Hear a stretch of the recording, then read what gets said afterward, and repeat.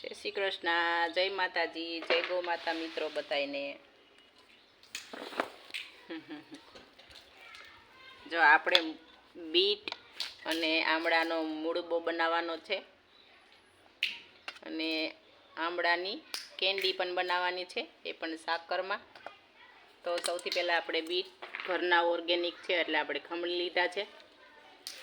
Bit ખમણાઈ જાય ત્યાર પછી આપણે આમળા ખમણી લીધા છે એટલે આમળા છે એટલે આપણે 1 કિલો આમળા લીધા છે અને 2 થી 3 નંગ બીટ લીધા છે। એટલે આ બીટ છે છીણેલું ઈ આપણે આમળાના છીણમાં એડ કરી દેવાનું છે। એટલે મસ્ત મજાનું છીણ મિક્સ કરીને પછી આપણે એને મુરબાની જેમ તડકા છાયામાં સૂકવી દેવાનું છે। આપણે એમાં દળેલી સાકર પણ એડ કરવાની છે। બને ત્યાં સુધી સાકરનો જ ઉપયોગ કરવો, ખાંડનો ઉપયોગ ન કરવો।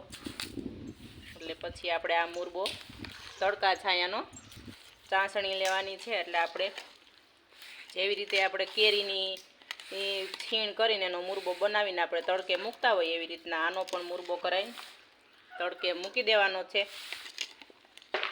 સારી રીતે મિક્સ કરીને સાકર નાખીને સાકર દળેલી નાખવી એટલે ગળી જાય।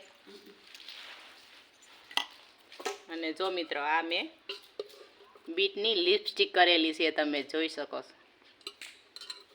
એટલે આ શુદ્ધ કેમિકલ વગરની બધું છે। અને આપણે બીટ અને આમળાનો મુરબો કરી નાખ્યો છે। એટલે આ મુરબો હવે આપણે 4-5 દિવસ ચાસણી આવી જાય એવી રીતના તડકે મૂકવાનો છે।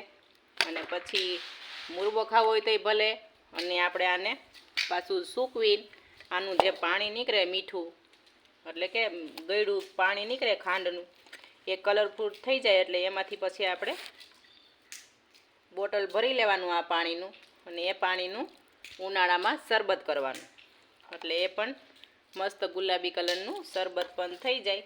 અને આને સૂકવી દેવાનું તડકે એટલે એની મુખવાસ થઈ જાય। એટલે આના ઘણા બધા એવા ફાયદા છે અને ઘણી બધી અલગ અલગ વેરાયટીની વસ્તુ બધી બની જાય। તો હાલો મિત્રો કોમેન્ટ કરજો